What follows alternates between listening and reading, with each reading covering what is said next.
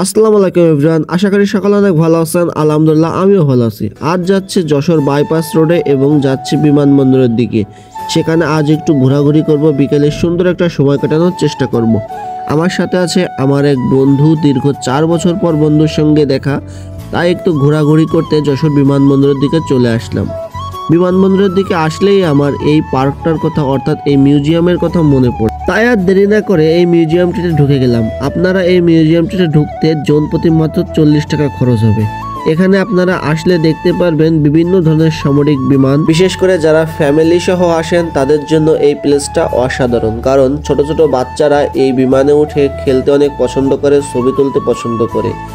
এই বিমানের পাশাপাশি এই পার্কটাকে বা এই মিউজিয়ামটাকে এত সুন্দর করে সাজানো হয়েছে। এক পাশে বাংলাদেশের সামরিক বিমানের সকল স্মৃতি, অন্য পাশে সুন্দর একটি লেক করে মাঝখান দিয়ে রাস্তা করে দেওয়া হয়েছে, যেটা আমি ভিডিওর একটু পরের অংশে আপনাদের দেখাচ্ছি। এছাড়া আজকের ওয়েদারটা ছিল চমৎকার, যা দেখতে খুব সুন্দর ছিল এবং উপভোগ্য ছিল।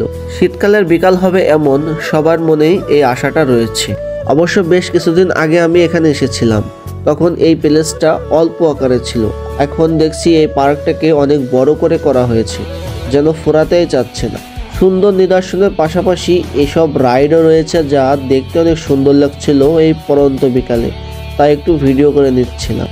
বাচ্চারা এখানে উঠতে খেলতে পারবে, বাচ্চাদের পাশাপাশি বড়রাও এখানে উঠতে পারবে। অনেক ধরনের রাইড এখানে আছে, আপনারা চাইলে এগুলোতে চড়তে পারেন। আমার এই রাইডটা ভাল লাগছে, এই জন্য আমি দেখার চেষ্টা করলাম যে এই রাইডটাতে উঠে এই পুরা ভিউটাকে কেমন দেখা যায়। তাই টিকিট কেটে উঠে গেলাম এই পুরা ভিউ উপভোগ করতে। আসলে খুব সুন্দর ছিল।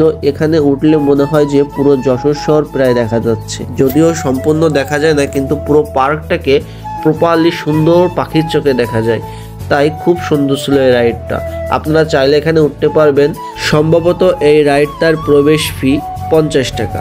50 টাকা হলেও আপনি যে ভিউটা পাবেন, চোখের যে শান্তিটা পাবেন, জাস্ট অসাধারণ। আপনারা এখানে খাওয়া দাওয়ার জন্য ক্যান্টিন পেয়ে যাবেন পার্কের শেষ প্রান্তে। এখানে ফুচকা সহ আরো অনেক ধরনের খাবার পাওয়া যায়। আমি যে লেকের কথা বলছিলাম এবং যে রাস্তার কথা বলছিলাম, এই হলো সেটা। পাশ দিয়ে বয়ে গেছে সুন্দর একটি লেক এবং লেকের পাশ দিয়ে হাঁটার জন্য সুন্দর একটি রাস্তা করে দেওয়া হয়েছে, যা বয়স্ক এবং যারা হাঁটাহাঁটি করে তাদের জন্য খুবই সুন্দর। এই হচ্ছে লেক ভিউটা। লেক ভিউটা জাস্ট অসাধারণ। সো অনেক ঘোরাঘুরির পরে এখন আমরা বের হয়ে যাচ্ছি, কারণ প্রায় সন্ধ্যা হয়ে গেছে।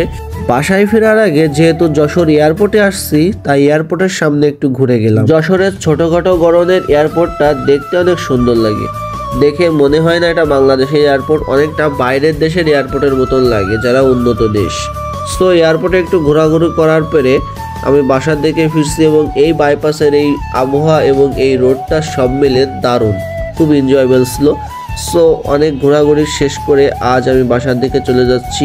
ভিডিওটি অনেক লম্বা হয়ে গেল, আশা করি সবাই সম্পূর্ণ দেখবেন। তো ভিডিওটি এখানেই শেষ করছি। আসসালামু আলাইকুম সবাইকে, ধন্যবাদ। ভালো থাকবেন, সুস্থ থাকবেন।